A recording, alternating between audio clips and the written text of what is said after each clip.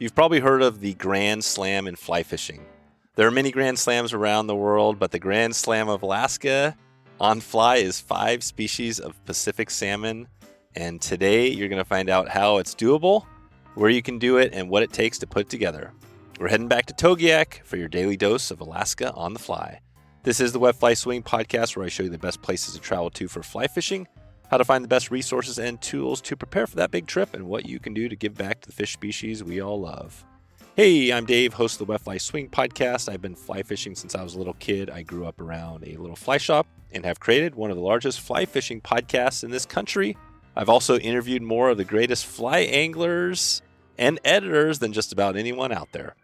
George Krumm, editor of Fish Alaska magazine and all-around fishy dude, is going to share his experience catching all 5 salmon species in the same day on a recent trip to the Togiak River. You're going to find out which technique he used to make this happen, where some of the other great trips are around Alaska and things you should be thinking about, and what he thinks is the best thing we can do to help turn around the Chinook decline for the Pacific Rim. We get into some conservation today as well. Plus, you're going to find out how you can plan your Alaska trip easily with the resource at Fish Alaska magazine. It's all here today. Can't wait to share some more wisdom with you. So here we go. George Krumm at fishalaskamagazine.com. How you doing, George? I'm doing great, Dave. How are you?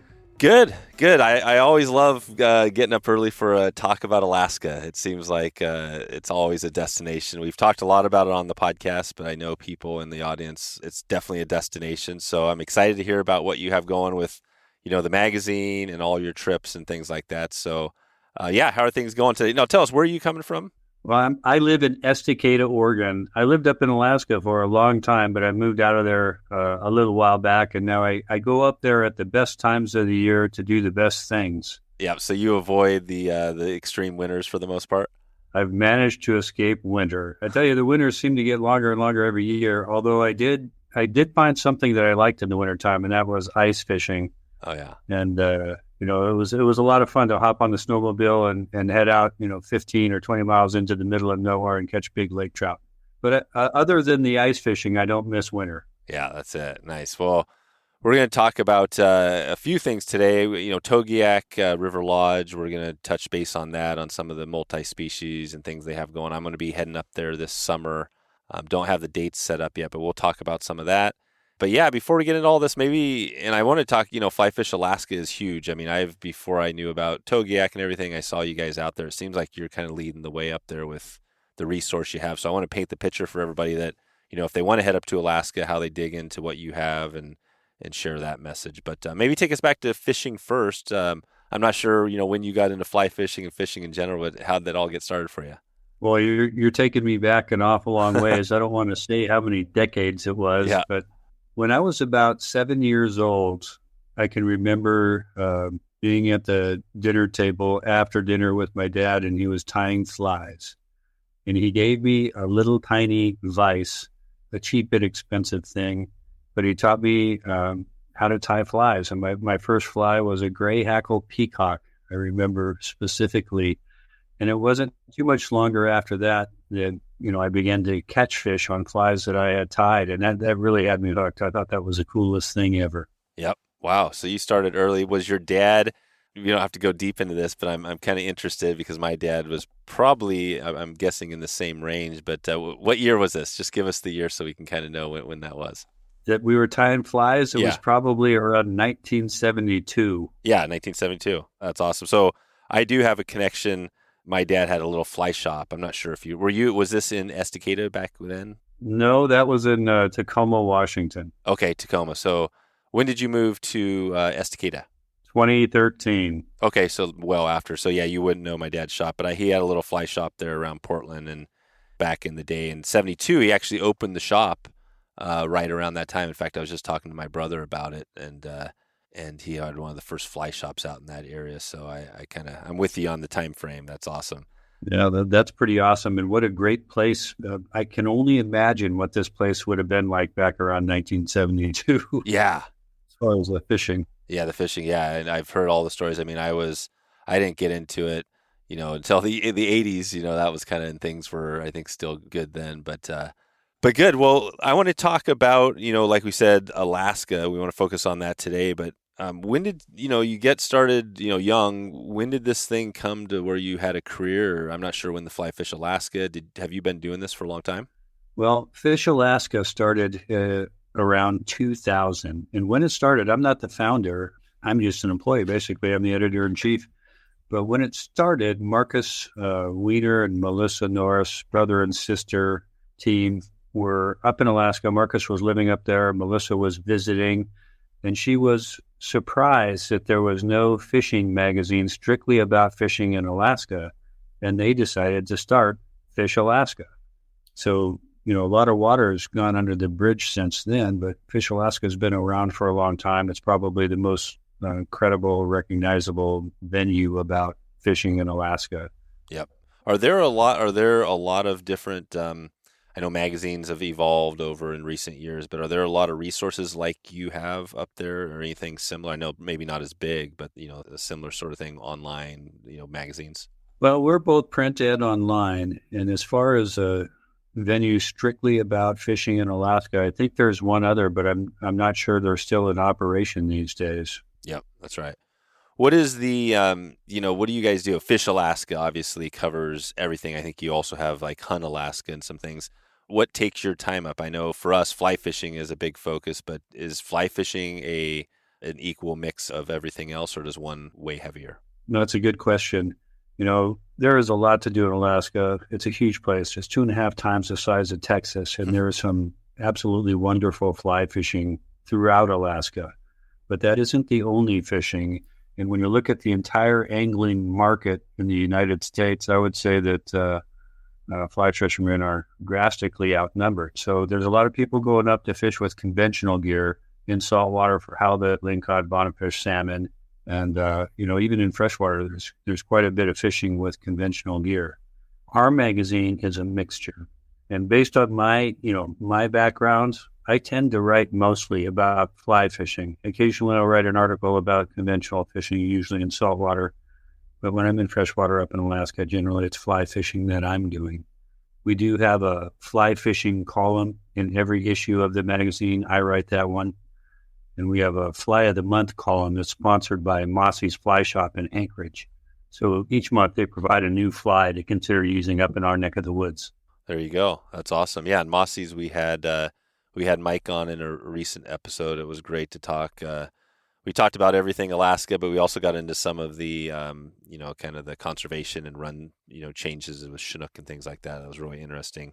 So yeah, I mean, obviously you have the background fly fishing. Fly fishing's big, but we also have a big conventional. A lot of the people that are listening now, I think a good chunk of them also conventional fish, and so I'm excited to hear some of that you have going. But maybe we can take it to Togiak.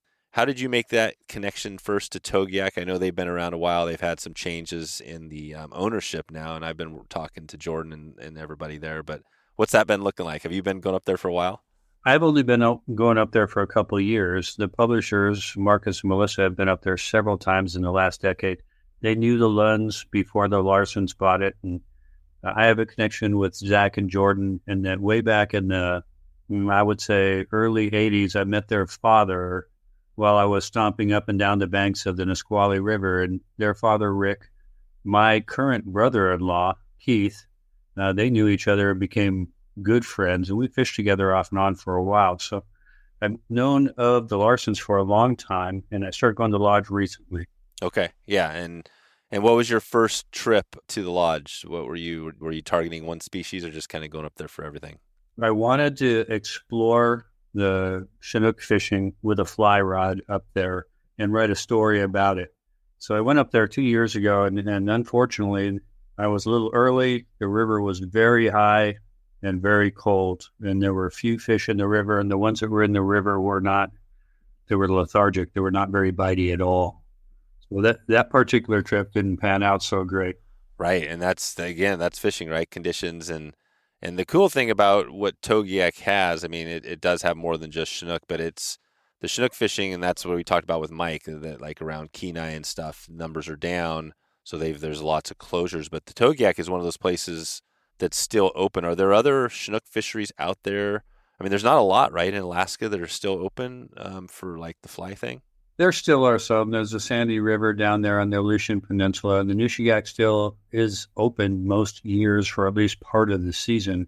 But I tell you, the Togiak, it's one of the bright shining lights as far as Chinook fly fishing is concerned. It still has strong runs of fish, various sizes. I can tell you the ones that I've caught in there have virtually all been platinum bright with sea lice on them.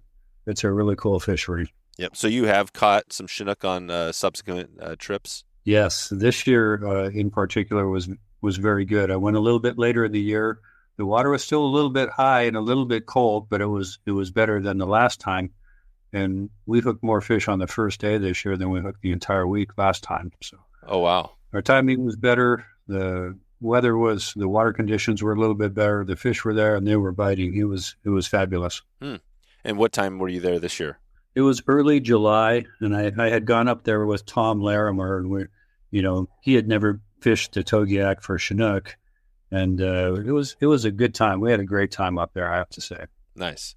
Yeah, and that's something we've talked a little about on Chinook, and I'm hopeful that I'll get Tom back on to check in. What other species up there, if you take Togiak and you look at it overall, you've got the Chinook, but there is a multi-species thing going up there, right? Well, what else do you have going?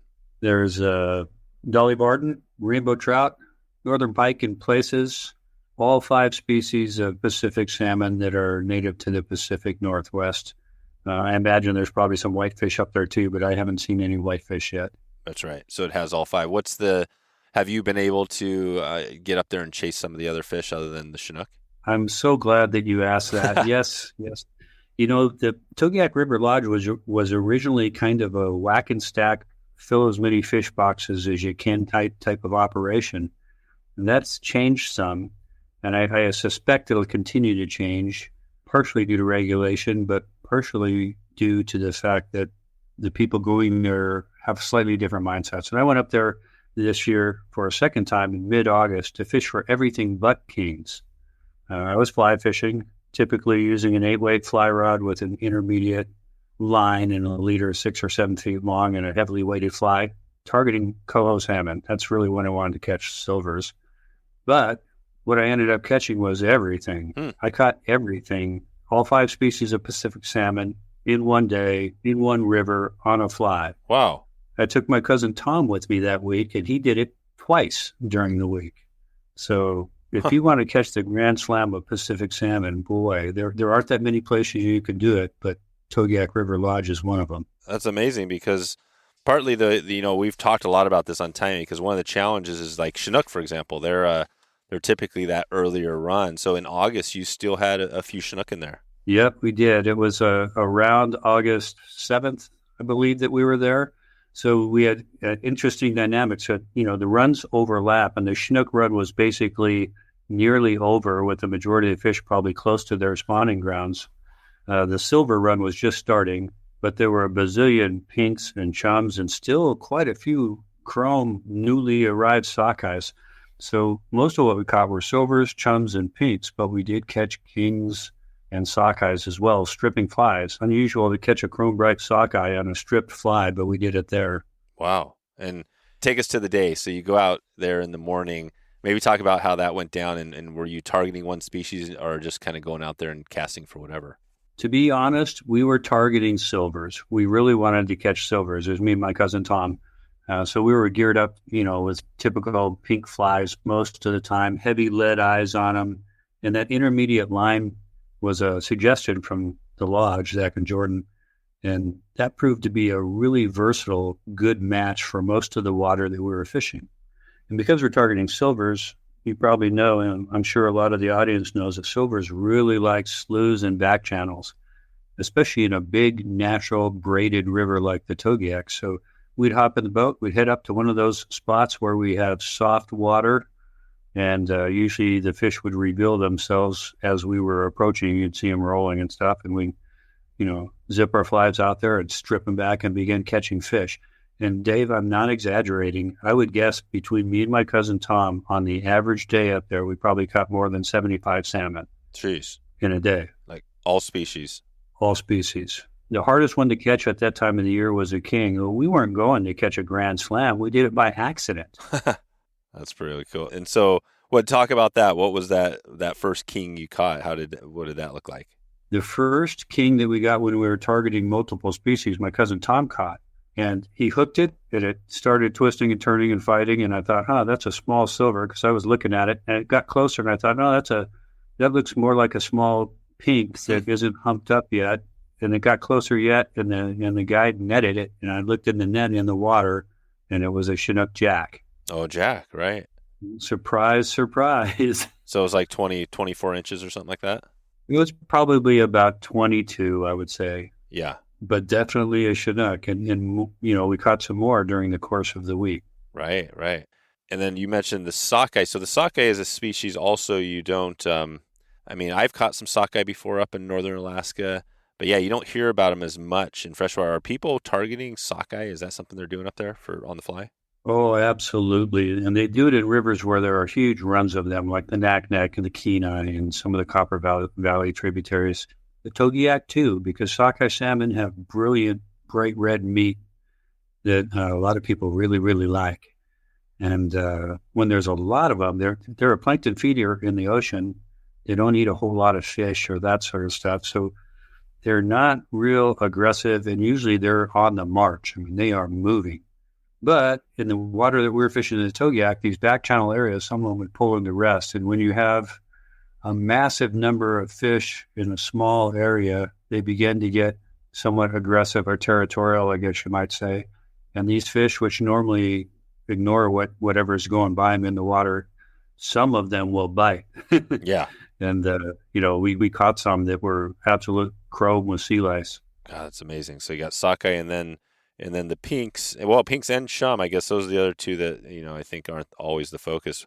Were you getting some bright chum and pinks? Yes, both. And we got some colored ones too. We were right in the middle of the run for both of those fish. So there was a lot of both of them in all kinds of conditions, from chums so bright you could barely tell they were chums unless you really knew what to look for, like the caudal peduncle being narrow, the large pupils. If you turned them in the light just right, you could see the shading underneath those silver scales that would later become those purple and all of them black bars. But they weren't there yet. And then pinks, we caught pinks that, many of the fish we catch in the Togiak of all species that come from saltwater will have long-tailed sea lice on them, meaning they haven't been there long. And we caught some absolutely beautiful pinks. Pinks are, they get no respect up in Alaska. They're the Rodney Dangerfield of salmon. But I tell you, when you catch them with long-tailed sea lice, they're not all ridged up. They're fine eating. To me, they're as good as any trout you'll ever catch, and better than the trout that you catch in the lakes where we fish for stockfish. Right. Yeah. And pinks are a little smaller, and I'm not sure. Yeah, I guess is that the main reason they don't get the respect? They're just not as big as that sort of thing. They're not as big. They change color and condition very rapidly once they get near their natal streams. And generally, they're not as flavorful as a sockeye or a coho or Chinook. They simply have lower fat content in their meat. Same with chums. That's why they're less desirable. And chum salmon, for those of you who haven't caught them, they fight like crazy. I would guess that in Alaska, more broken fly rods are caused by chum salmon than any other species. Oh, by chums, just because they're, why is that? They're tenacious, strong, hard fighters. They pull really hard. And especially when you get them close, if you think you've got them and you're trying to really put the screws to them and you high stick that rod a little bit, there's a good chance you're going to break it when that fish takes off again. They just fight really hard. Not as flashy as a coho. They don't jump as much. They're not quite as strong as a king, but they're very strong. Yeah, because you got the kings. I think size-wise, it's kind of like king, chum, sockeye, coho, pink sort of thing. Some people will argue about the number 2 fish, but I would say king, chum, coho, sockeye, pink. Yeah, sockeye, pink. And that's kind of in the range of what people... Well, I guess for you, what is the range? Like if you had to pick one, you've caught everything up there. You can only pick one fish this next year. What are you going to be fishing for? Well, I tell you, I really like using a 2-handed rod and swinging for great big king salmon. I really do. But the season is short. The opportunities are limited. And if somebody said, George, you have to pick one of these fisheries to do for the rest of your life, I'd probably target coho. There's a lot of them. They're acrobatic, fun fighters. You can catch a bunch of them in a day when the run is in. And the Togiak has a very long run. I mean, we were catching them in early August, but they're still catching them in huge numbers in the middle of September just before they close. Wow. Yeah, that's a bonus. Cool. And so the two-handed, yeah, and we've talked definitely kings. I mean, kings, there is some similarities between steelhead, which we've talked a lot about, and two-handed game we've talked a lot. Are you brand new to swinging with the two-handed rod, or how was your transition to spey? What that look like? No, I started becoming interested in it a long time ago. I'll tell you a couple quick stories. One day I was fishing with conventional gear in the winter on the Puyallup River. I think it was around 1982, somewhere in there. And I saw this gentleman walking down the bank toward me with what looked like a long, skinny telephone pole in his hands. It was a spey rod, probably 14 feet, maybe 15 feet. And I think, I'm not positive because I didn't know him back then, but I think the angler was Trey Combs. Anyway, I made a mental note of that.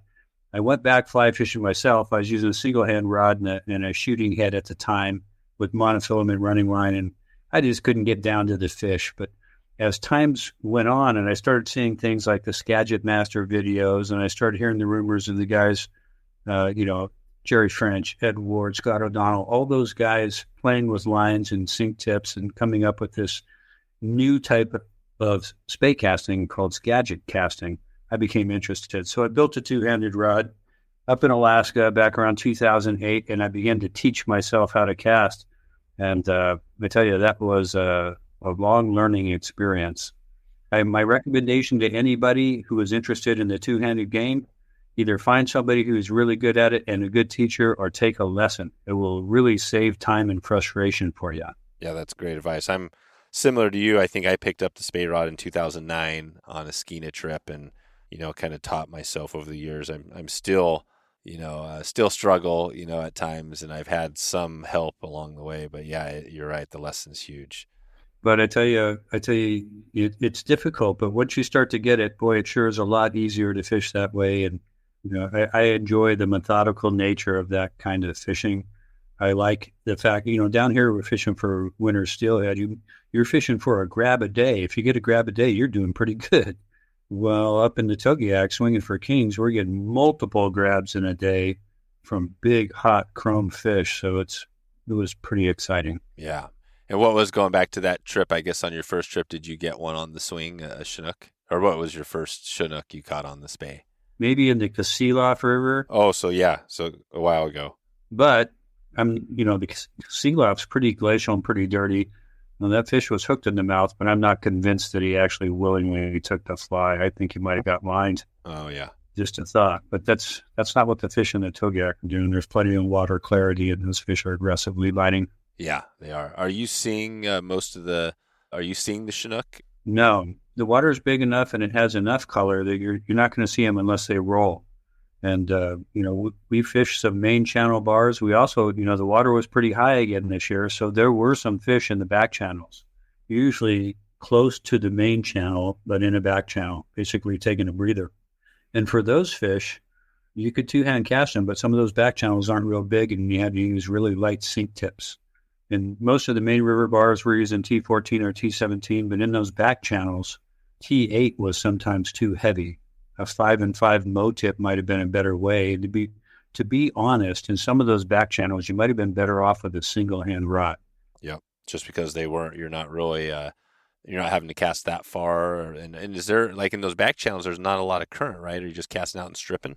Very little current. I mean, we're trying to swing the fly, but you got to keep it off the bottom, and that's the important part. So in those back channels, we're using a lot of unweighted flies, unweighted tube flies.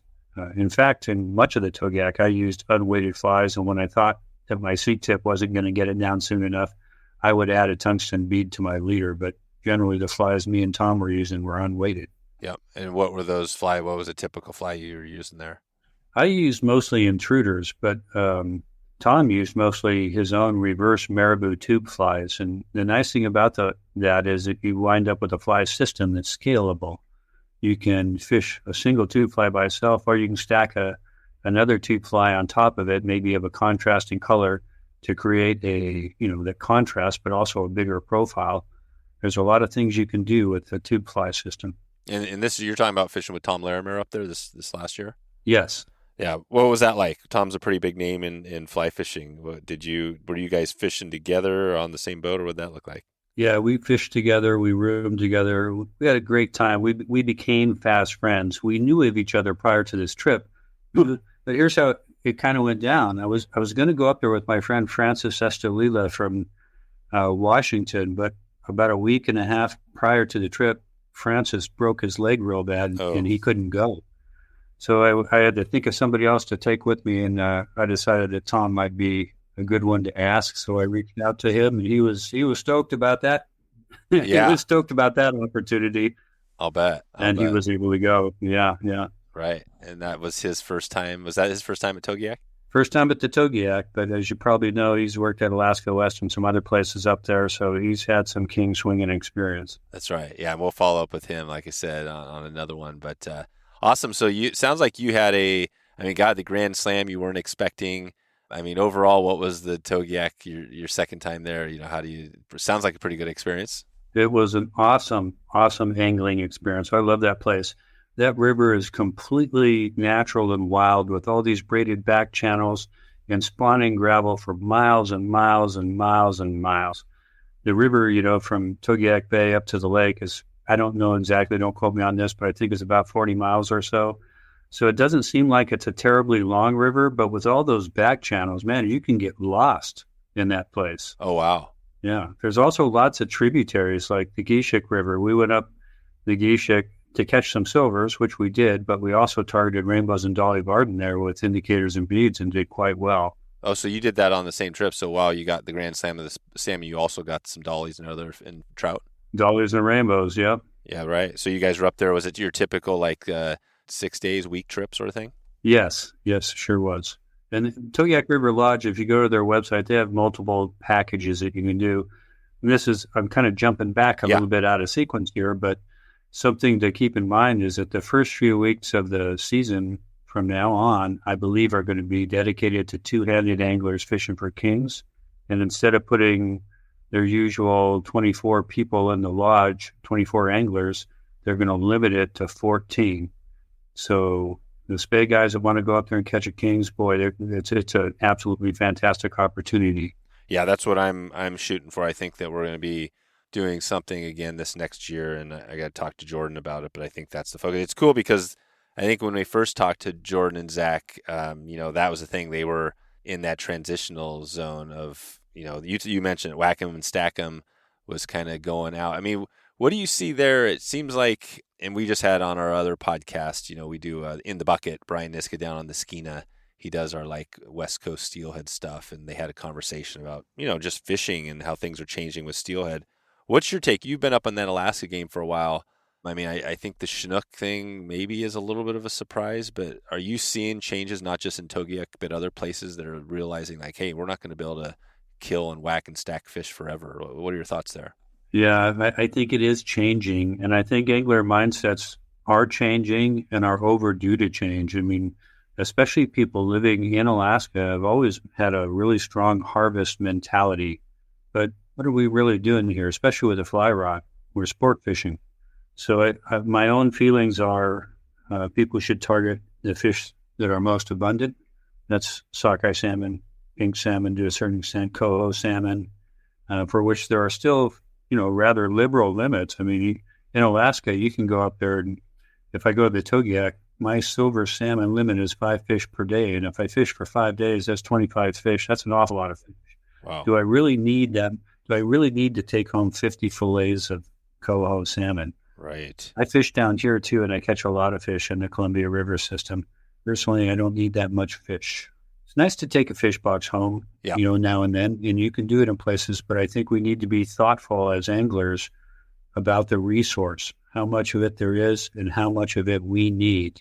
How much do we really need to kill? Right. Yeah, that is a good question we should all ask ourselves. I think I love fish. I think a lot of people do love eating fish, and I think still people go up to Alaska to fill the box. But I mean, yeah, when times are changing, and for example, the Chinook fishing, and who knows? I mean, hopefully things change there, and we don't see other runs doing it.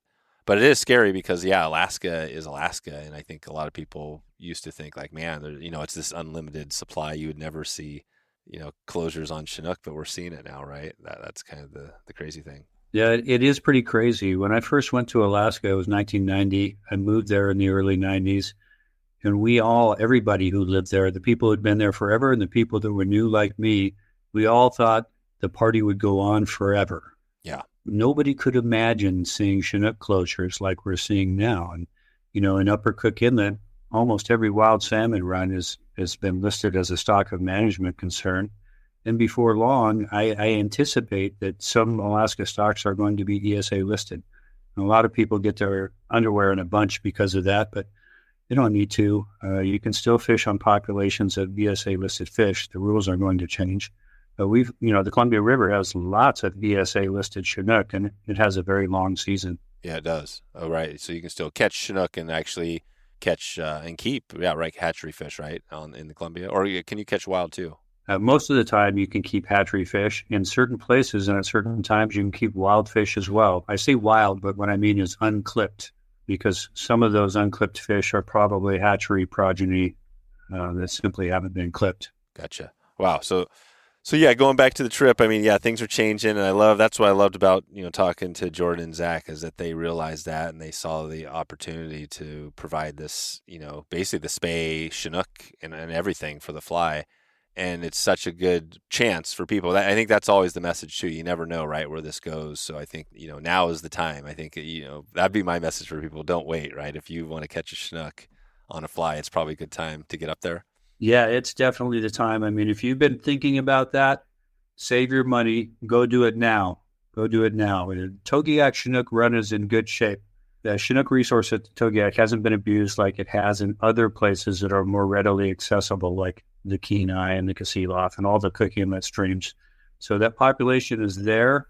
The environment for swinging a fly to those fish is great. Water clarity is good. The fish are bitey. They're fresh. They're not all colored up. I tell you, if you want to feel the meanest fish on a two-handed rod that there is, you can go up there and do it. Yeah, and do it. Have you caught some steelhead in your days on the fly? Yes, I have. Yeah, you have. What's your, that's always a question I love to hear, like Chinook, you caught a few versus steelhead, or which one do you think is more the one, if you had to pick one of those? Well, there's something romantic to me about pursuing winter steelhead with a two-handed fly rod. I really enjoy the process. I like the places that those fish live. There's some places that I go to near my home, the Sandy River in particular, where I walk a long ways to get in there, and there's nobody there except people who maybe float through on rafts. And it's just gorgeous, gorgeous scenery. And those, there's a lot of wild steelhead in the Sandy. In fact, most of the steelhead I catch in the Sandy are wild. You couldn't keep them if you wanted to, but man, they're pretty bitey fish.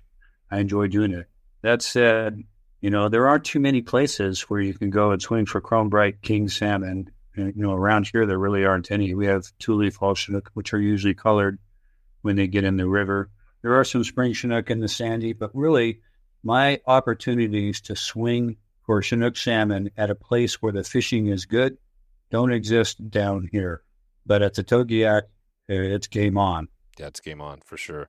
Yeah, and that's the message. Like we said, time is down. Even other places, the Skeena system, which we've been doing some steelhead stuff at the Skeena Spey Lodge with Brian, Niska, and the crew. Chinook I think was closed this year too.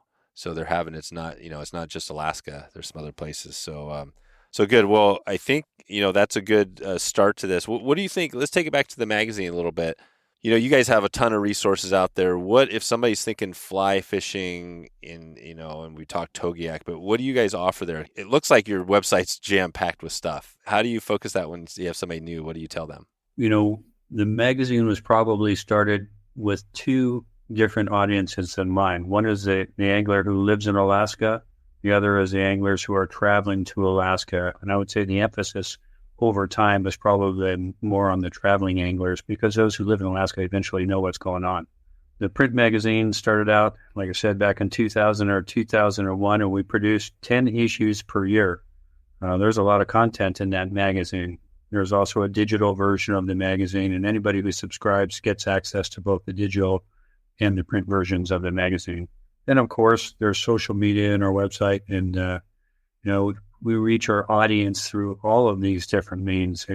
Any old school magazine who thinks they're going to survive strictly on doing print stuff is mistaken, and the ones who thought that are gone. Yeah, you got digital is a big part of it now, but it's cool that you're still doing the print magazine because I think people do still like to have that magazine in their hands, right? Some people. Yes, that is a fact. That we have a loyal subscriber base, and I don't know. Maybe I'm showing my age a little bit here, but when I reached 45 or so, I realized that I couldn't see my fingerprints anymore, and not too long after that, I discovered readers. Oh yeah. People of my generation especially seem to enjoy having the actual magazine in their hands because we can easily and quickly flip through the magazine and find what we're looking for. It's a little more difficult to do that in the digital formats that we have available to us now, whether it's on a mobile phone or a PC or a Mac or whatever. Exactly. Yeah, I'm on the website now just looking, and you've got separate, destinations at the top menu, plan a trip, videos, blog. Under destinations, you got it broken down by different areas: Bristol Bay, Fairbanks, Homer, Kenai, Kodiak, Matsu. So does that pretty much cover? Are there any areas that you guys don't cover in Alaska, or do you try to cover kind of the whole state? We try to cover everything in the state. Now, I'm looking at that website, same as you right now, and I don't see much about Southeast Alaska. Now, there's an awful lot of fishing going on in Southeast Alaska, so maybe we need to add that section to that. Right, that would be all the stuff. Like, what are the prime? That's some of the steelhead fishing and some other things down there. Yeah, there's of course the Togiak River down there in Yakutat, but there are a large number of small steelhead streams in Southeast Alaska that have strictly wild populations of fish and low numbers, but also almost no pressure. They're not documented really well. You'll have to do some research if you want to pursue those particular fish. Now, there's some bigger streams on Prince of Wales Island, of course, like the Togiak and some of those. But yeah, we try to cover interesting fishing topics all over the state, from the North Slope all the way down to Ketchikan and all the way out to the Aleutians. You got it all. That's really cool. So we got people there, and if they wanted to, they could just click subscribe, and if they did that, they would be able to get the magazine. Like you said, you kind of get the print and the digital versions. That's correct. Yeah, it looks like a pretty sweet deal for all that. Good. And then what do you have coming? So if you look now, you said you have 10, well, almost every month you have one coming out. As you look ahead, do you have it all scheduled out for the next year, or do you know what's coming up next? Anything you're excited about? I plan the editorial calendar over a year in advance. Some of those, I'm a freelance writer as well as being the editor of the magazine, so I do some of the writing too.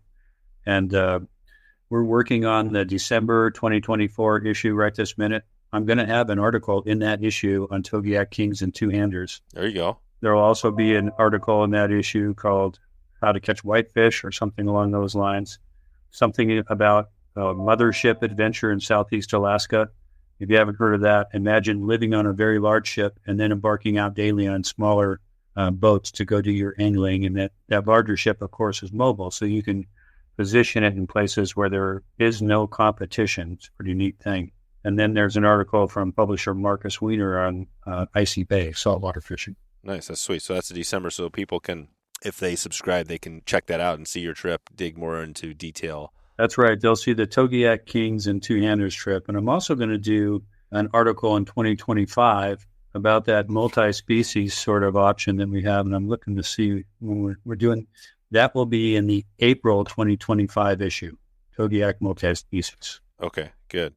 How do you, as you look ahead, it sounds like you would love to go back to Togiak all the time, but how do you choose, where you're going next and on your trips? Or have you been everywhere in Alaska?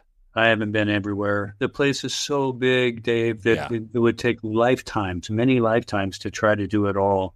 I've been to a lot of places, though, and the places I go tend to be places that for some reason I've become interested in. I've always liked great big rainbow trout. So when I lived in Alaska, I spent probably thousands of hours of my life on the Kenai River fishing for rainbow trout. I do enjoy that. I like catching fish, sizes and everything, but I don't know anybody who doesn't want to catch a big one, and I'm one of those people. So I've started going to the Naknek. I've been going to the Naknek every year for the past 10 years to fish for rainbow trout. And part of the reason I go there is because it's a fantastic place to swing flies for these fish, for rainbows that are basically the size of our steelhead. But instead of hoping for one bite in a day, I'm hooking multiple fish every day. It's fantastic fishery. So I guess that's one of my favorites. And another that, a lot of people overlook in Alaska while they're on their way to destinations is the stillwater fishing that's available in the Anchorage area. I mean, it's fabulous. Oh, really? With, down in the lower 48, they stock lakes. And unless they're a catch and release lake or a fly fishing only lake, in a few weeks, all those fish are gone because they've been harvested. In Alaska, they stock the lakes. Nobody fishes for them. And as a result, you have multiple age classes of fish in almost all the lakes, with fish up to 30 inches long in some of them. Wow. That's it. Wow. That's a big bonus. Yeah. And that's right off the road system. You could go fish these lakes, just head up north from Anchorage and find these lakes. That's right. The Wasilla area is ground central, but there are some decent lakes at Anchorage. And then again, there's a big group of lakes down on the Kenai Peninsula that nobody ever talks about. Gotcha. That's awesome. And that's just because, same as anywhere, it just seems like stillwater fishing, is just a small component of fly, right? Is that the case? Yep, that's the case. And then in Alaska, remember I said that Alaskans are very harvest oriented. Yep. They're so consumed with harvesting salmon and harvesting halibut that takes up all their time and energy, and they just don't get out on the lakes very much. I'll drive up to a lake. Any lake that's stocked is required to have public access. So I'll drive up to a lake. It may have big homes all the way around it with, a float plane sitting out there on docks. I'll get in my float tube and I'll paddle out there, and there won't be a single person fishing anywhere. And I might catch, anywhere from 2 to, 30, 40 rainbows in a day. That's sweet. It's pretty fabulous. That's it. So there you go. So another bonus. So you got the stillwater, and that's something I think, like I said, we're going to be heading up there this next summer. That might be an opportunity to check some of that out. Where would you go on your website? Like if somebody wanted to learn about any of this would you just like search for stillwater, or how would you find some of the articles or, resources? You could do that. For 9 years, I wrote a column in the magazine called Stillwater. Oh, okay. There's probably a book and a half worth of information in that column. And that column per se isn't published on our website, but I have PDFs of virtually every Stillwater article I ever wrote. If somebody's interested in doing that, they can feel free to email me, and I'll answer their questions and try to point them in the right direction, save them a lot of time. Because if you fish lakes at all, one thing is it takes years and years to figure lakes out. Yeah. They're not easy. No, they're not easy. That's one of the things we're lucky enough to also have Phil Rowley on as our Stillwater host, a Littoral Zone podcast in our network. So I always go to him. Yeah, Phil's a very knowledgeable guy. Yeah, you know Phil, of course.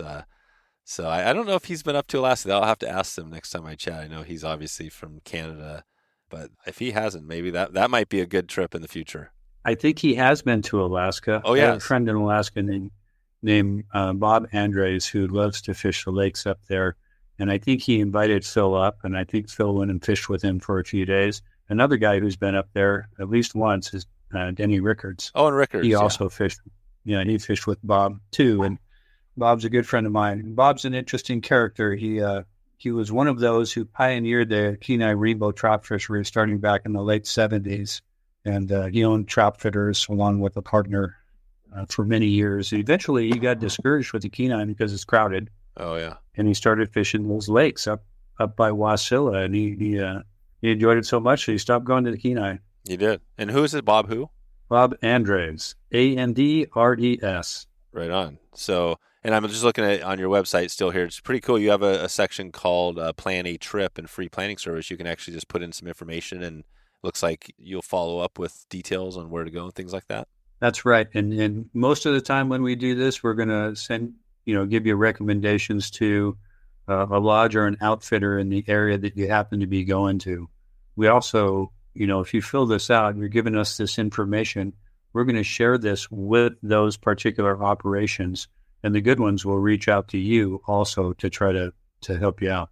That's perfect. Good deal. Awesome. Another good resource there. Well, let's we're going to take it out of here in a little bit here, and this is I like to call this the conservation corner, our segment where we start to kind of take it out. And Obviously, today it's presented by Togiak River Lodge. It's something I think we've painted the picture of what that looks like for people. It's got some amazing, not only Chinook, but everything else. So we'll be talking more about that this year because I'm going to be heading up with a group of people up there in 25. But talk about that on the conservation. We've talked a little bit about it. What is your take? Do you cover some conservation issues in Alaska? What would you tell people that want to maybe be part of this, help out? I mean, is there anything, is it more education? Can we help the Chinook thing? Where do you think it's all going? Well, I think certainly education has a huge part of it because a lot of people just aren't very aware of what really is going on and what are the causes. It's not any one particular thing that's causing our decline, our West Coast wide decline in Chinook salmon. It's many things. And it starts with the biology of the fish. King salmon are not real regular as far as their life history. And some of them will come back when they're 2 years old as jacks to spawn. Some of them, will spend 6 years in the ocean and come back as those mega kings that you see in the Kenai and the Skeena that might weigh 70, 80, Jeez. 90, dare I say 100 pounds. They're big, but they've got a multi-year life cycle out in saltwater that puts them at risk to predators, and man is a predator. I personally believe that, I may get some arrows thrown at me for this, but I personally believe that trawl bycatch is a huge issue for Chinook salmon, which spend a lot of their time in deep water, eating the same things that pollock eat. I also think that any of our high seas salmon fishing, where we're fishing in what I call the ocean pasture over mixed stocks of fish, is a dangerous thing for Chinook. Because imagine you're out there at Sitka, you're fishing in the ocean off Cape Edgecombe. Those fish you're catching, almost all of them are not from Alaska. They're from British Columbia, Washington, and Oregon, most of those Chinook salmon. So we've got a sport fleet that's out there hammering away at them, and there are pretty significant restrictions on the sport fleet, especially non-resident anglers. But we also have a very large commercial troll, not trawl, not T-R-A-W-L, but troll, T-R-O-L-L, fishery in Southeast Alaska. And those guys are catching a lot of Chinook, again, most of which are not their own fish. So we've got some things that are, if you look at, say, Chinook salmon all up and down the West Coast, the average size is getting smaller and smaller and smaller. Well, why is that? The reason is the longer they stay in the ocean, the more vulnerable they are to being killed before they can get back to spawn. So we are unnaturally selecting for smaller, younger fish by harvesting it out there in the ocean. Wow. It's a complicated problem. The commercial fishing lobby is huge. Nobody likes to see somebody lose their livelihood. And, a lot of the Southeast Alaska trollers are small, almost family operations that have been doing it for a long time. And who's going to tell them that, sorry, you can't do this anymore because you're fishing over mixed stocks of fish. Most of the fish you're catching aren't Alaskan, and it's causing problems in the management of Chinook salmon. Chinook salmon, I think, need to be managed on a coast-wide basis. These invisible lines we have that divide Alaska from British Columbia, from Washington, from Oregon, the fish don't know any of that. So it's really incumbent upon us to take into consideration their migratory patterns and their feeding patterns so that we harvest them appropriately if we're going to harvest them. And I would love to see commercial harvest go more terminal. What I mean by that is allow harvest not on the open ocean high seas, but close to rivers of origin, river mouths, that sort of thing. If we do that, then we at least aren't fishing so heavily over grossly mixed stocks of fish, and we know what we're getting. Right. So why do you think that Chinook specifically, because you got these other 4 Pacific salmon, why are we seeing the big hit on Chinook and nothing else? Part of it is that long life cycle that I said in saltwater. Chinook spend more time in saltwater than the other species. Chinook also are highly prized. They're in demand. Chinook also spend a lot of time close to the bottom of the ocean where the trawl fleets operate. And then we have some additional pressures on Chinook too. We're still trying to figure it all out, but there are some gigantic pink salmon hatchery operations in Alaska, both in southeast Alaska and south central Alaska, that are pumping a bazillion pink salmon into the ocean. Pink salmon go to the ocean very shortly after they hatch from the gravel. I'll put that in perspective. One hatchery, and I'm going by memory, so this may not be exactly precise. Sure. One hatchery near Homer, it's called the Togiak Bay Hatchery. I believe they stock 60 million pink salmon fry per year. Jeez. 60 million. Jeez. We're putting that out there into the food chain. I don't understand how it cannot have a pretty big impact. Right. I think that is another danger for, that's contributing to the problems with Chinook. And interestingly enough, in south central Alaska this year, think the Anchorage, Homer area, we actually had low silver returns. I am hopeful that silvers aren't next. If the silvers continue to decline, I don't think it's the trawl fishery that will be affecting that. I think it's the pink salmon plants. But hey, I'm not a biologist. I'm not a scientist. I'm a really avid angler. Yeah. I try to read a lot, but the biologist may feel differently to me. That's just the way I see it. Yeah, it makes sense. The silver salmon, and they have, I think they're more like 3 years out in the ocean, something like that. Well, in Alaska, most silver salmon spend about 18 months in the ocean, give or take. Yeah. Give or take a couple. So they grow very rapidly once they're out there. Same with humpies, pink salmon. They grow very rapidly once they hit saltwater. Right. Good. Well, thanks for taking us there on the conservation corner. I think that's, we've got lots of challenges, but again, it's about education and educating people. So that's great you're doing. And you cover that, right? And you have articles, and do you have a section where you try to cover some of these topics? Yes. Usually I do it in my editor's Creel column. So if you were to look back in back issues of the magazine, you're going to see some that address some of the issues that we just talked about in the past few minutes. I have been concerned about king salmon for many years. I used to be a really avid Kenai River, lower Kenai River, conventional gear Kenai king fisherman. And I've seen the decline, and I've been concerned since probably 2007 or 2008. Something was wrong. We knew it. Those of us who fished a lot knew it. And we were hoping it was just a bad run. It turns out there's much more to it than that. And eventually, back about that time, I stopped killing big Kenai kings. I just take a picture of them. What year was that when you started to notice something? 2006 or 2007. So I never, after 2007, though it was open for many years, I never killed another Kenai king salmon. Simply released them. Yeah, things happen. It always seems like it's like, boom, oh, wow, what's going on? But it's been, almost 20 years of you noticing it, but probably even longer of this, whatever's been going on. Right.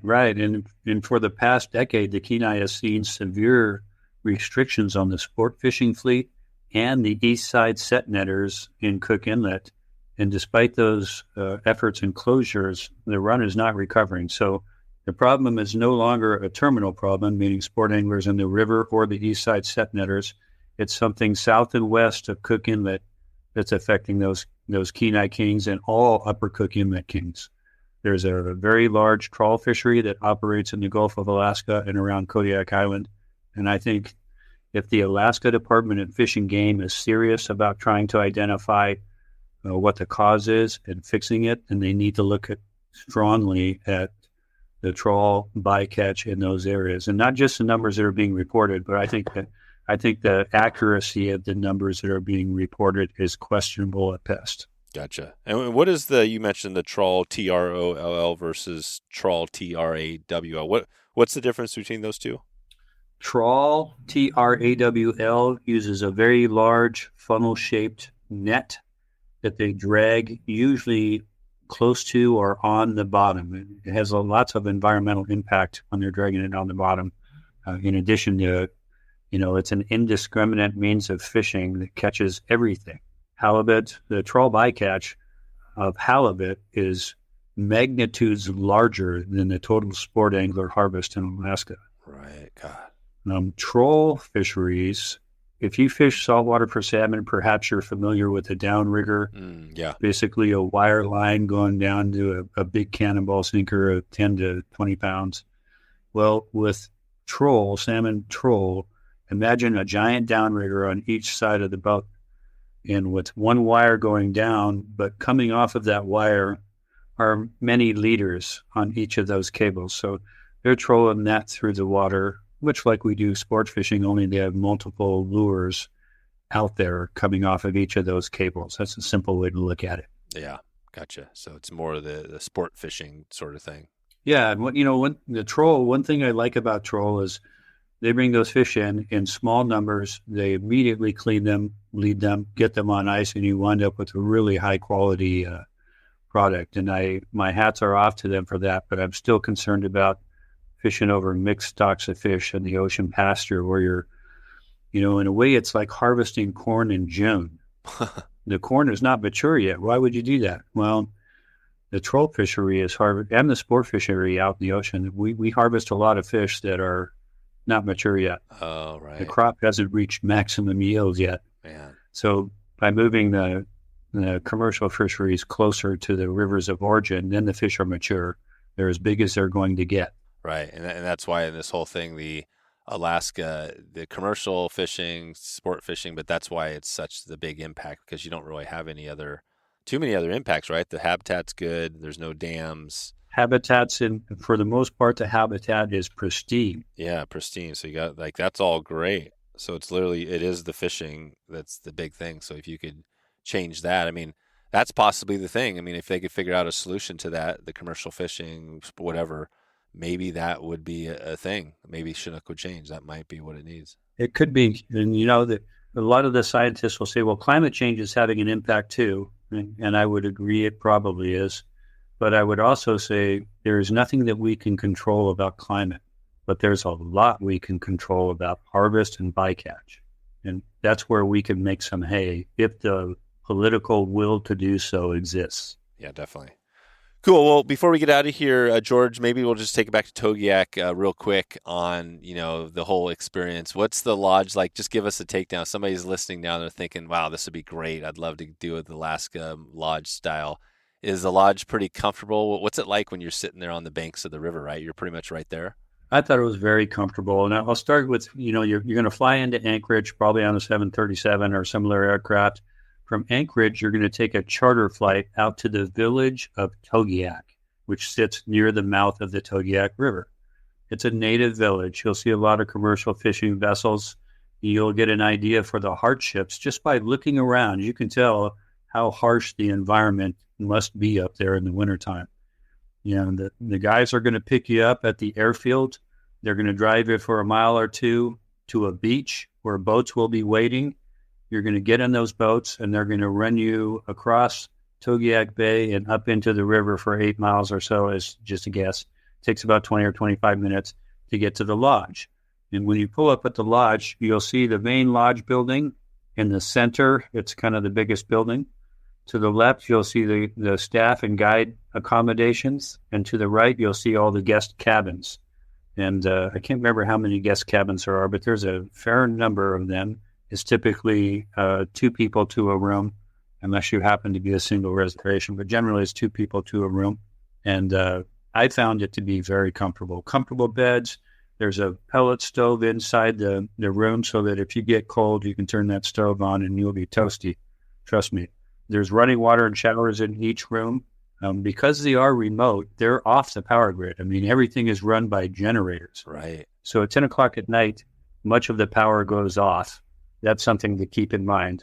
In the main lodge, they eat family style, basically. When you get up in the morning, you go in there, coffee will be there waiting for you.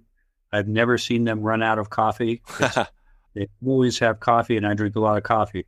So that's important to me. And somebody's going to come and ask you what you want to eat. They take your order for breakfast. Oh, wow. And it's pretty good. I was very pleased with the last trip I went there. When I came back, I was 9 pounds heavier than I was when I went there. So right. The food is good. They feed you good. And is Zach there? Is he guiding? Was he on when you were there? Zach's there. Zach and Jordan are, I think, a very good team. They've divided the duties up of who does what, and Zach's doing most of the maintenance of stuff in and around the lodge during the course of the day. He does take people out and guide them. Jordan is more of I think of him as like an operations manager sort, taking care of things behind the scenes. So it's a really cool operation. They've got a good stable of guides that have been working there for many years, some of them from back when the Lunds owned the place. So it's a really, in my opinion, a very well-run remote Alaska lodge. That's it. Nice. Well, we could talk all day. I love talking Alaska always, and I'm excited to get up there because, every time I get up there, it's like you can't explain Alaska, like to somebody. It's this thing, summertime, it's light all day. I'd imagine when the lights power goes off at Togiak, that's got to be a pretty cool experience to walk out back and like step out and look like right on the river when you're in the middle of nowhere. Does it feel, it's remote, right? There's not many people out there. Did you see anybody else out on there other than people from the lodge? Yes, there are a couple lodge operations, and I mean just a couple, that have camps on the lodge, like two, and I can't remember who they were. Yeah. But they're on the river, and there's not always people there. I mean, during the times, I've been there a few times now, and I would say half the time or more, there's nobody there. And so there's very little traffic, and Togiak River Lodge is the only permanent lodge on the entire river. Yeah, on the river, that's right. And I think there is the potential too. I think we talked about this on one of the previous episodes. Was there are some people that could fly and do the remote thing, right? Get a plane to drop you off at the lake and float down. But it'd be pretty hardcore to put that one together, right, on your own DIY. Yeah, you could do it. I will. If you do it early in the season during the King Run, the water might be high, and you might be searching hard to find a dry, elevated place to pitch a tent. But it could be done. I will also caution you that the mosquitoes early in the season can be quite ferocious. Yeah. How are they in August? Not bad. Yeah, not bad. Not bad. Not bad in August, but in June, late June and July, they're if you get close to the alder trees, there's a lot of them. There's a lot of them. Yeah, that's it. When you're back at the lodge, if you're there in June or July, you want to open your door and close your door promptly so that the mosquitoes don't move in with you. Yeah, that's it. That's awesome. Nice, George. Well, I know you got to get going here, so I want to let you get out of here. We will send everybody out to fishalaskamagazine.com, and they've got your email there as well if they want to connect. I just want to thank you for all your time today and putting together the great resource. I'll look forward to hopefully doing some stuff with you, partnering on something in the future. So, yeah, appreciate all your expertise. Yes, sir, Dave. I really appreciate the opportunity to talk with you today. I enjoyed it thoroughly. All right, we're heading out of here. If you get a chance, check in with George. Let him know you heard this podcast. And you can also check in with Jordan and Zach at Togiak River Lodge. Check them out right now. That's togiaklodge.com. Check in with Jordan and Zach and see what they have for availability. If you want to go on the trip we've got planned, you can check in with me, Dave, at wetflyswing.com.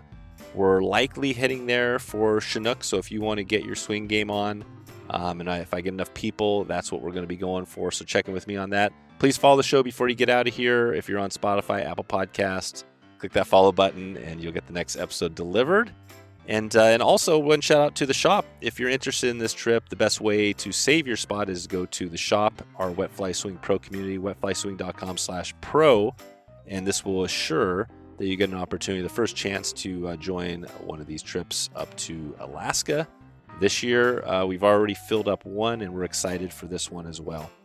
All right, we're heading off. We got a bunch of things on tap here today, so I'm going to let you get out of here. Big shout out to George again, and hope to do more good stuff with George in the future. I'm excited for you, and hopefully for you to see Alaska as well. I hope you have a good morning. Hope you have a great afternoon or an exceptional evening wherever you are in the world right now, and I appreciate you for holding in and stepping in and hanging out till the very end. We'll talk to you soon. Thanks for listening to the Wet Fly Swing Fly Fishing Show. For notes and links from this episode, visit wetflyswing.com.